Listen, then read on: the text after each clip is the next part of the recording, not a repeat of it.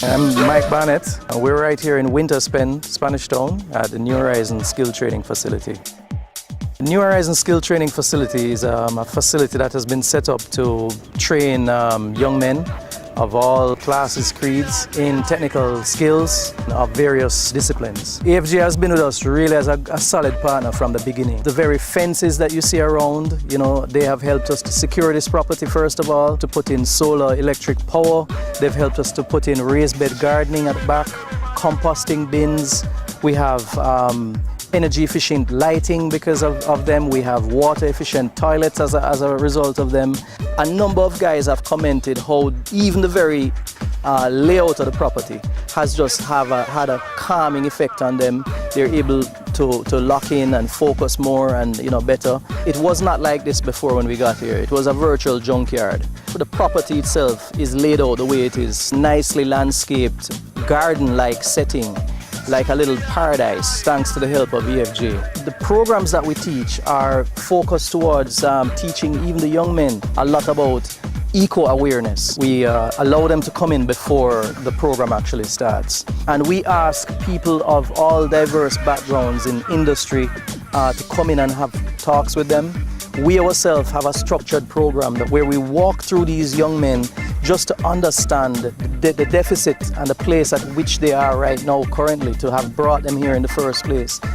The reason that Jamaica on a whole is where it's at right now in the international global market.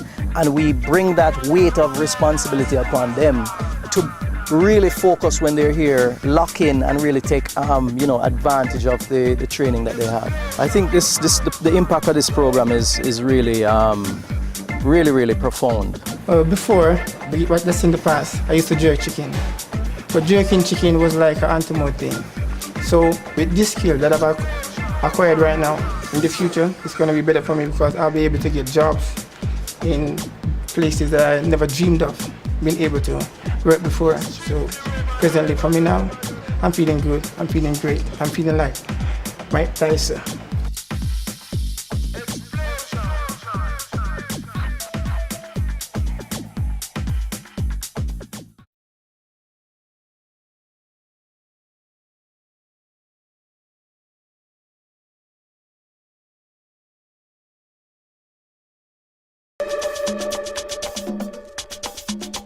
My name is Wordsworth Gordon. I'm president of Jeffertown Farmers Association, and you are actually in the district of Top Road.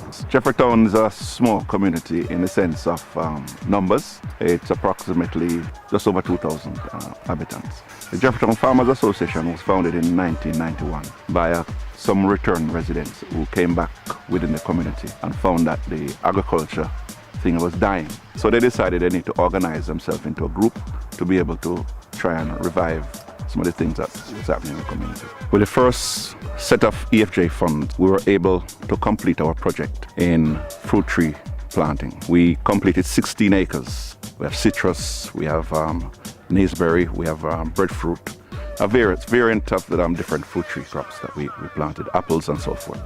We have been in it from 91 until now. We are constantly trying to do what we can do to help ourselves. I do a little yam, a little dashing, a little sweet potato, plantain, and a little string peas. We want to do breadfruit chips, plantain chips, banana chips, sweet potato chips. Because as you can see here, the farmers are well into it. It's produced here, so we don't have to go out to look it. So that will be another market for the farmers to be able to earn income from. So we got the community together and we start our building, where we build our storeroom first, which was utilized. By running the building, we needed to have funds to pay our bills to JPS, which we couldn't afford. We thought, well, we need to really do something about it, and we made a further application to EFJ for the hybrid system that you see we're now running from, which is solar and wind. We were offered a radio station, which we put in there, and we started to run the radio and our internet service from there. And we also meet as a farmers group in there as well. Our intention with the radio is to reach as many farmers as possible with necessary information that would assist them in their production and also their marketing. We build our own programs, environmental programs. We serve the community, especially our students, with the internet service, especially when they're doing the SBAs, not just to access internet, but also to use the computer. What we've done thus far, those who are receiving us, is very pleased with the opportunity that we're giving them.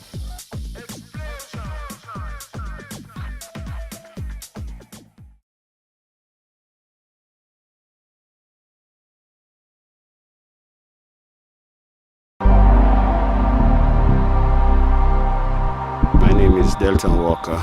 I'm the president of the Hills United Development Organization, most commonly known in the community as HUDO. HUDO is a community-based organization, and we work along with the people in this community to try and make life better for the citizens of this area.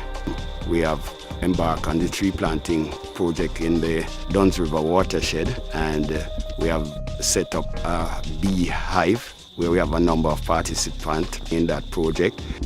We have also started a fruit orchard in the forest area in Boog. I am Zephaniah Wisdom, and I'm the treasurer of HUDO. So we have a mandate to protect the watershed and to preserve our natural resources, and through these we will provide like alternative livelihood for people throughout the tree community, Snow Hill, Pimenta Walk and Parry Town. It used to be dump, stockpile of like dump that come from the hotel, and so you would see the bottles, the plastic, the different kind of garbage. It is all these new trees that recently you can see them growing up. These are all new areas that bring you back. Without the help of EFJ, we would not be able to carry out our mandate. The funds has coming in a very vital time at that time, and I think we have utilized the fund in the best way that we could. Through the project we have the computer center. Well, many persons have been trained to use the computer, and quite a number of persons are computer literate now. The EFJ funds was not available, then we actually couldn't start the project. It's a positive impact on the lives of the people within the tree community.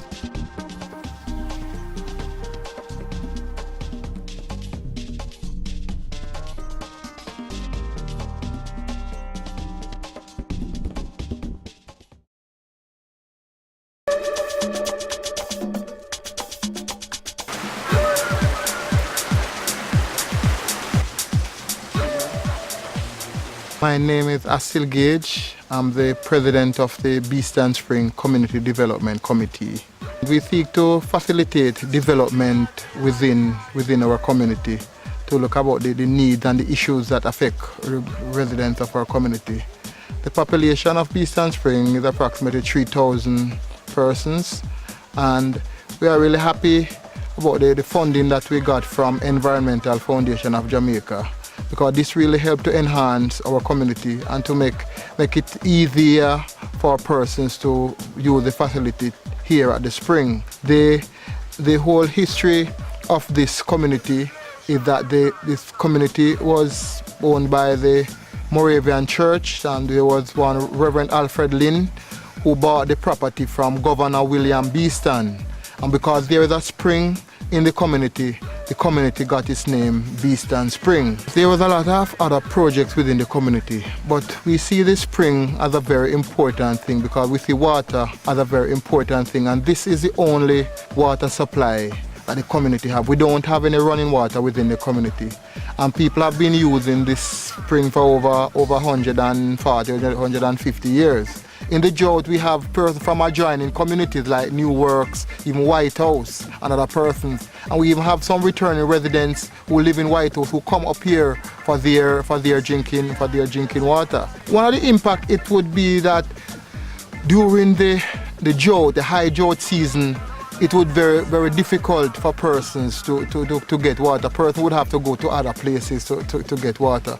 But because there's a bigger tank now, during the high water season, we are able to keep the water. That means that when the drought comes, the water, and even overnight, the catchment full back. Even if in the drought period, the catchment refill overnight. The EFJ give us the first amount of funding, and also we had even a historical thing happened here, because earlier you see the fire department, we invited them to come and they put on a thing like a hygiene, because it was about 4 or 5 miles they have to go. So if there's a fire in the area, the tank can come and refill here. And here is the first place, the only place in Jamaica that ever happened.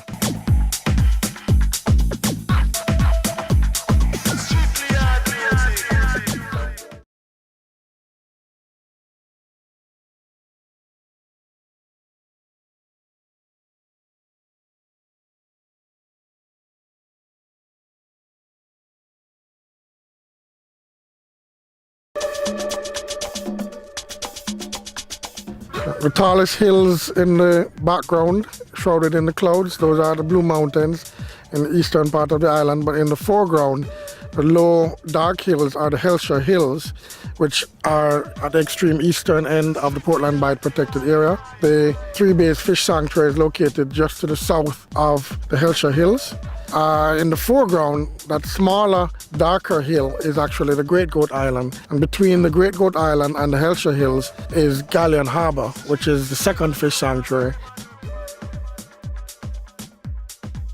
My name is Brandon Hay. I am the scientific officer for CCAM Foundation, Caribbean Coastal Area Management Foundation, and we're here at Rocky Point in Clarendon, next to the Salt Harbour Fish Sanctuary. The Salt Harbour Fish Sanctuary is one of 3 fish sanctuaries that have recently been declared by the government in the Portland Bight protected area where we are now. And these 3 sanctuaries have been designed to provide protection for the nursery areas, for the breeding grounds of fish in this area. CCAM has been involved for many years in trying to bring fisheries management into this area.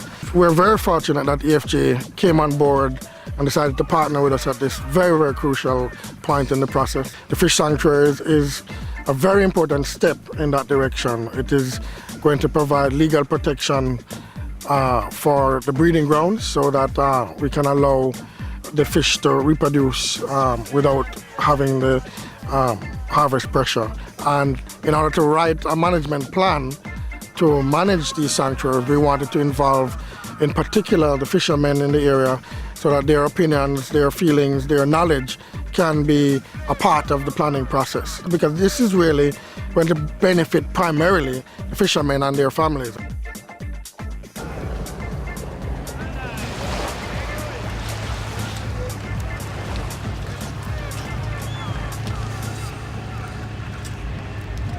I am Compton Campbell from Old Harbour Bay.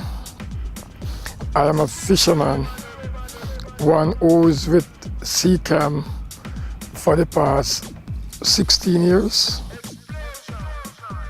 The sanctuary was designed and carved out by we the fisher folks. It is we who, with CCAM management, we show to them the best area where fish breed through the year.